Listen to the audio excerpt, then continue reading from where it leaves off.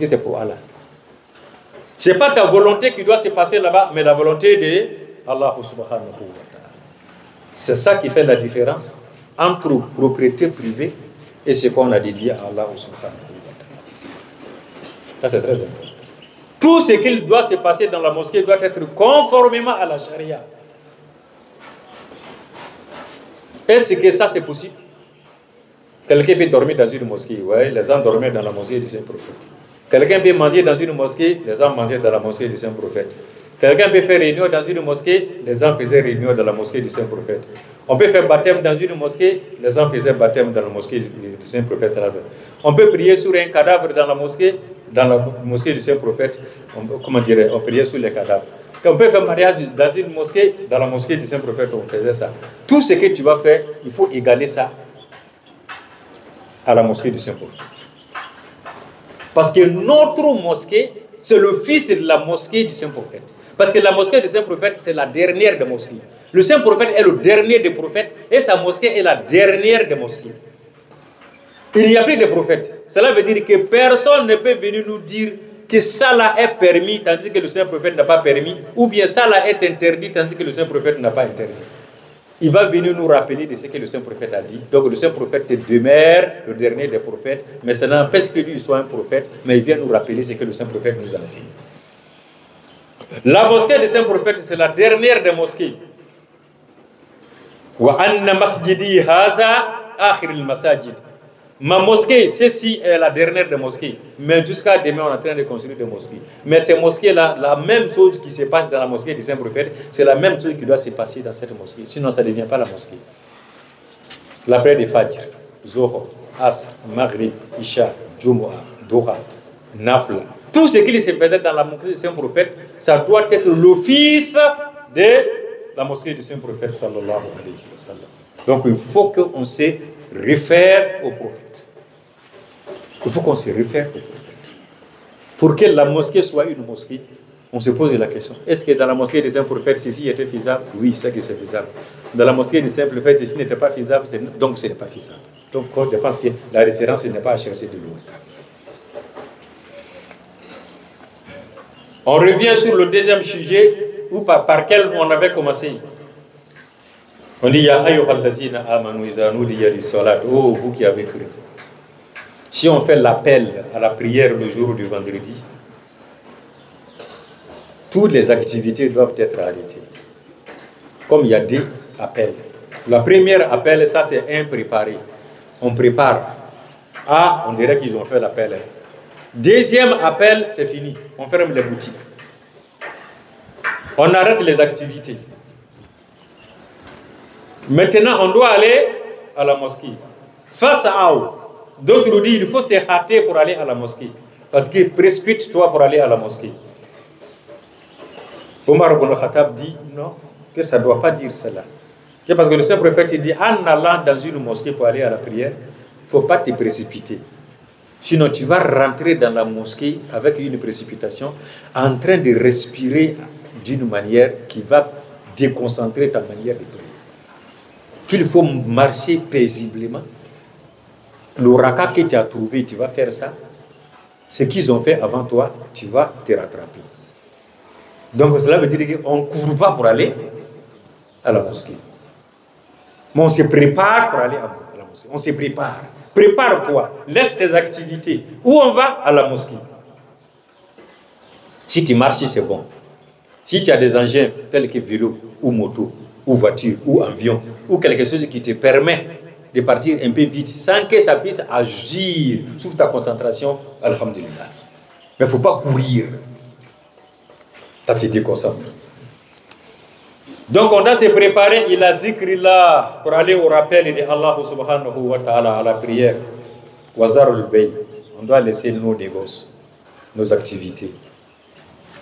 Khayru zalika khayrul lakum. C'est ce qui est bon pour vous. In kuntum ta'lamun, si vous savez vraiment, parce ce qui est important. Parce qu'un seul jour, peut-être une seule, une heure seulement. Fa'iza qudiyati s-salat. Mais si la prière est finie, fantashiru fil ard, dispersez-vous sur la terre. On n'a pas dit que le jour de vendredi, le musulman ne travaille pas. Allah n'a pas dit ça. Le temps est très important, c'est Allah subhanahu wa ta'ala. Un petit temps, quand on appelle à la prière, arrête tes activités. Si tu finis de prier, il faut continuer. Dispersez-vous sur la terre. Cherchez la magnificence de Allah subhanahu wa ta'ala.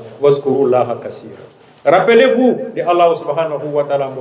La'allakum tuflihun, et ce qui est important pour vous et profitable.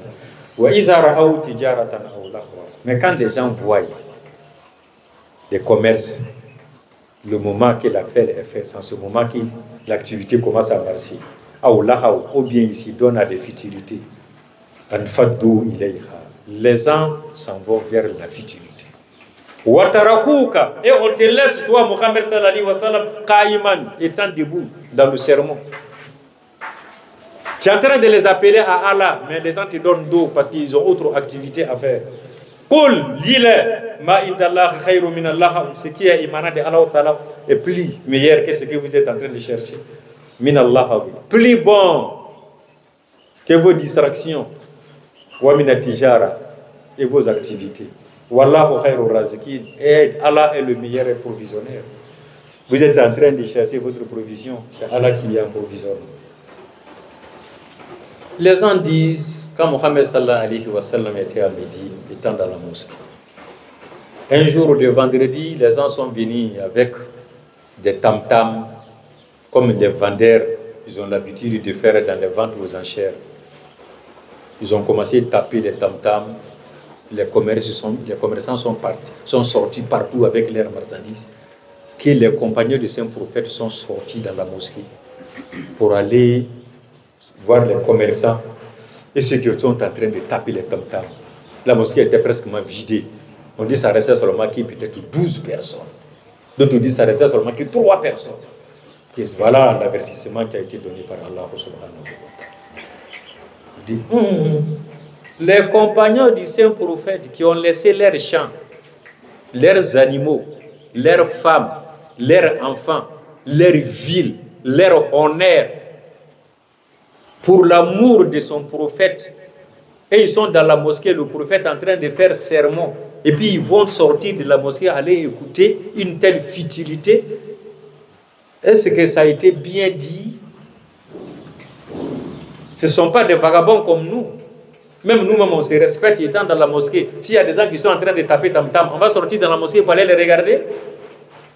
Nous qui n'avons rien fait pour Allah, on n'a pas laissé notre ville pour Allah, ni nos femmes, ni nos enfants, ni notre ville, ni notre richesse, ni notre honneur. À plus forte raison, les braves compagnons du Saint-Prophète. Est-ce que ceci est réel? Donc le même Coran va nous dire, les compagnons du Saint-Prophète là, ils sont qui? Ils sont qui? Il est bien assez qu'on puisse les connaître. Si on les connaît, là comme ça c'est très important. Allah nous dit dans Sourate An-Nur, dans le verset 37, il dit Rijalun la tulihihim tijara wa la bay'un an zikrillah wa ikami salat wa ita'i zakat yakhafuna yawman tataqallabu fihi al-qulub wal absar. Le Saint-Coran, ce n'est pas un livre qui se contredit. Allah dit law kana min ghayri indillahi lawajadu fihi ikhtilafan kathira. Si le Saint-Coran était émanant d'une tierce personne en dehors de Allah subhanahu wa ta'ala, on aurait trouvé plusieurs contradictions. Cela veut dire que ça vient de Allah. Allah ne se contredit pas. Les compagnons des saints prophètes, Rijalun, ce sont des garçons. Allah les appelle des garçons. Ce sont des garçons. Un garçon peut appeler son frère garçon. Cela ne fait pas de toi une femme. Mais garçon s'arrête et dit celui-là, il est garçon. Parmi les garçons, on indexe un garçon. Comme parmi les femmes, on indexe une autre femme. Et celle-là, c'est une femme. Donc les compagnons de ces prophètes, ce sont les garçons. Qu'est-ce qu'Allah dit de La tulihihim tijara. Ils ne peuvent pas être distraits par commerce ou à la bay'um, ou bien par une vente ou achat en zikrillah, contre l'agrément de Allah Ta'ala et contre le rappel de Allah subhanahu wa ta'ala. C'est ça les compagnons du prophète. Allah nous parle d'eux. Rien ne peut les détourner du zikr-là, du rappel d'Allah. Rien. Ce n'est pas le commerce qui peut les détourner de ça, ni la vente, ni l'achat. Donc, ce sont des garçons piles. Wa ikami sala. Rien ne peut les détourner de la prière. Wa ita'i zakat. Et de la zakat. Yakhafouna yawman. Ces gens-là, ils ont peur du jour. Ils ont peur d'un jour. Quel est le jour? Tataqallabu fihi al-qulub. Le jour où le cœur de tout un chacun sera dans un grand battement. Une crainte terrible. Wal absar. Les vues, les regards seront éblouis. Tu regardes, toi, tu dis, mais où on se trouve? Ils ont peur de ces jours-là. Donc, rien ne peut les détourner. Rien ne peut les distraire du souvenir de Allah subhanahu wa ta'ala. Mais nos grands savants ont pris le verset de Jumu'ah, comme tout le monde a fui de la mosquée, c'est resté seulement que 12 personnes ou 3 personnes, que c'est pourquoi, si les gens n'arrivent pas à 12 personnes, on ne doit pas faire la prière de Jumu'ah. D'autres disent non, si les gens n'arrivent pas à 3 personnes, on ne doit pas faire Jumu'ah. On peut décider, parce que Jama en arabe commence par 3. Anta, Antuma, Antum. Ça commence par 3. Mais en français, ça commence par 2. Pluriel commence par 2. Mais en arabe, pluriel commence par 3. Si c'est pour la prière de Jumu'ah, 3 personnes peuvent faire Jumu'ah. Mais si nous voulons un nombre, si on dit 12, ou 20, ou 40, ou 50, alhamdulillah. Mais il ne faut pas que nous allons dire que ce sont les compagnons de saint prophète qui ont fui la mosquée, parce qu'ils ont entendu le son du bruit du tam-tam. Parce qu'ils ont vu que les gens sont venus pour le commerce, et puis ils ont fui devant le saint prophète pour aller écouter les futilités. On n'a qu'à les respecter. On n'a qu'à les respecter. Car Dieu les a respectés. Le prophète les a respectés. N'importe quel commentaire qui ne va pas droit, qui ne donne pas leur droit, on ne peut pas l'accepter. Allah ne peut pas les laver et puis quelqu'un d'autre va les salir.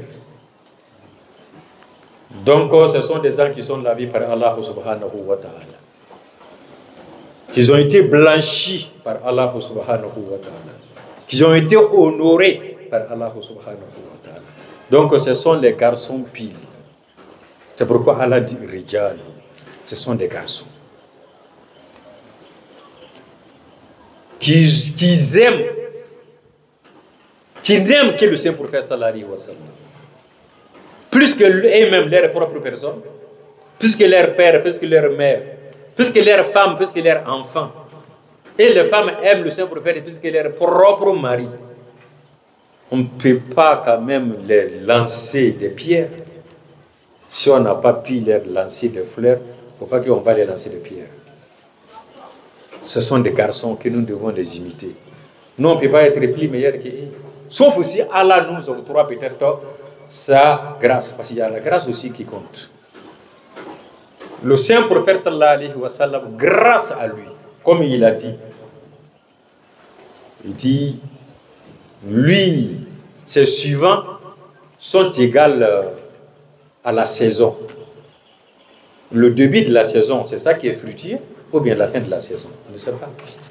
Quand ça veut pleuvoir, le début de l'année, c'est ça pleut fort, ou bien c'est la fin, on ne sait pas. Des fois, ça peut pleuvoir bien au début de l'année, et puis à la fin, ça ne plaît pas bien. Des fois, ça ne plaît pas bien au début, à la fin, ça plaît bien. Des fois, ça plaît bien au début comme à la fin. Des fois, ça ne plaît pas bien à la fin comme à la fin.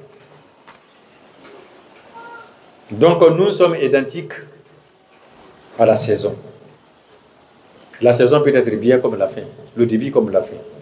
Mais le Saint Prophète sallallahu alayhi wa sallam nous rassure. Ceux qui se sont agrippés à la manière du Saint Prophète, à la sunna du Saint Prophète, à la vie du Saint Prophète, qui ont imité le saint prophète, qui ont calqué le saint prophète dans leur comportement, ceux-là peuvent avoir ce que 50 sahaba, la valeur de 50 sahaba ou 100. Ça, c'est une grâce cadeau. Ça, c'est une grâce cadeau. Dieu peut nous donner ça à cause de la grâce de Mohammed sallallahu alayhi wa sallam. Donc, notre position n'est pas aussi plus mauvaise que ça. Petit effort, nous pouvons avoir aussi vraiment une grande part. On peut avoir la part du lion en se donnant un peu d'effort. Donc, on n'a qu'à se donner d'effort. Donc, ici, nous sommes dans la mosquée de Allah subhanahu wa ta'ala. On n'a pas vu quand les gens viennent, on met les soucis au dehors. Tout ce qui est identique à la souci doit être mis à la subhanahu. La grandeur de soi, quel qu'en soit ton titre là, quand tu veux rentrer dans la mosquée, tu mets ça où on met les soucis. Ton titre que tu as là. Quand on rentre dans la mosquée, tu mets ton titre où on met les chaussures. Tu rentres dans la mosquée en tant que petit serviteur de Allah qui est venu chercher le pardon de Allah. Le petit se met dedans. Le pauvre est à côté du riche. C'est pourquoi le saint prophète dit, joignez-vous, collez les pieds, collez les épaules. Sinon le Satan va rentrer parmi vous. Qu'est-ce que le Satan? Ma maman est plus mieux que le papa de celui-ci. Ça c'est au dehors, c'est pas dans la mosquée.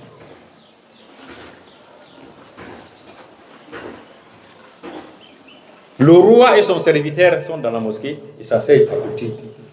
Ils s'arrêtent à côté. Joignez les pieds, joignez les épaules. Pour ne pas que le Satan puisse rentrer. Le Satan c'est quoi? C'est l'orgueil. Pourquoi lui à côté de moi? Il ne faut pas m'approcher. Il ne faut pas salir mon habit. Non, ce n'est pas dans la mosquée. C'est pourquoi tout le monde doit être propre dans la mosquée. Il ne faut pas aussi dire que comme c'est la mosquée, je vais aller gêner les gens. Non, tout le monde doit être propre. Ce que tu as là, il faut bien laver.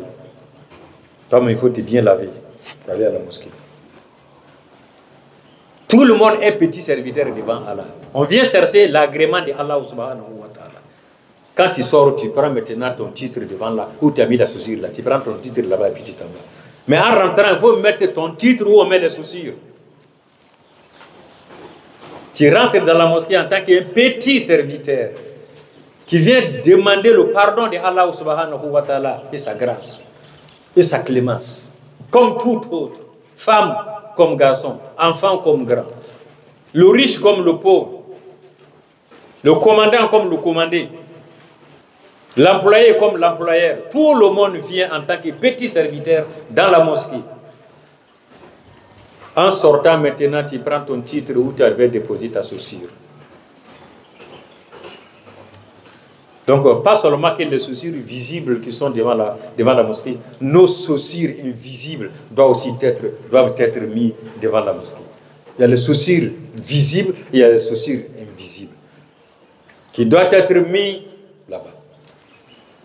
Mais si tu rentres dans une mosquée, que tu vas mettre ta chaussure au dehors, peut-être qu'il y a des gens qui vont voler, tu mets dans un sachet et puis tu rentres avec ça dans la mosquée. Mais tu ne portes pas pour rentrer dans la mosquée. Non. Mais il y a des mosquées, c'est le sable qui est dedans. C'est le sable qui est dans la mosquée. C'est sur le sable que les gens prient. Il n'est pas interdit de rentrer dans cette mosquée avec sa chaussure. Non. Mais quand quelqu'un vient rentrer dans la mosquée ici avec sa chaussure, on va le regarder. Mais qu'est-ce que ça veut dire ça là? Le saint prophète sallallahu alayhi wa sallam, sallu bin alikum wa khalifu al-yahuda fa inna al-yahud la yusallu bin alikum. Antum sallu bin alikum. Priez avec vos chaussures, car les juifs ne prient pas avec leurs chaussures. Confondez les juifs. Vous priez avec vos chaussures. Dans quelle mosquée? Dans une mosquée du sable, où on se retrouve, tout est sable. Tu enlèves chaussures, comme tu n'enlèves pas chaussures, il n'y a pas de problème. Ben, tu vas salir quoi? Tu ne salis rien. Même en voulant cracher, des fois tu es obligé de cracher au milieu de tes jambes et puis tu fermes avec le sable. Et puis ça passe. Même les morts. Tu ne peux pas sortir parce que les gens sont beaucoup. Il n'y a pas dans une mosquée où c'est cimenté, ou bien dans une mosquée où c'est carrelé, ou dans une mosquée où il y a les tapis. Non. La tête doit travailler. La tête doit travailler. Donc on remercie Allah qui nous a accordé ce vendredi un bon vendredi d'un retour au bercail, qui nous permet aujourd'hui de savoir que nous devons précipiter pour achever la mosquée. Il ne faut pas que nous allons nous mettre en tête que Al-Hajj Abdurazak est en train de construire sa mosquée. Non, c'est la mosquée de Allah subhanahu wa ta'ala. Tout un chacun doit pouvoir fournir des efforts pour qu'on puisse achever la maison de Allah subhanahu wa ta'ala, pour qu'on puisse prier dedans convenablement. Vous savez que dans quelques jours, nous allons rentrer dans le mois béni de Allah subhanahu wa ta'ala. Même les gens peuvent faire itikaf, comme beaucoup d'hommes viennent faire itikaf à Bigoui. Sinon, toutes les mosquées sont valables pour l'itikaf, tant qu'il y a la prière de vendredi qui se fasse là-bas. Donc, ne vous mettez pas en tête que Al-Hajj Abdurazak est en train de construire une mosquée chez lui à la maison, ou bien il est en train de construire sa mosquée. La communauté islamique Muhammadiyya est en train de construire la mosquée de Allah subhanahu wa ta'ala. Le 10 francs et les 5 francs de tout un chacun est valable pour que la mosquée là puisse être achevée dans le moment propice. Plus vite d'ailleurs, plus vite d'ailleurs. Si en façon que Nouroudine m'avait expliqué, j'ai cru que si j'allais venir, j'allais trouver que peut-être c'était plus avancé que ça. Mais ça m'a plu.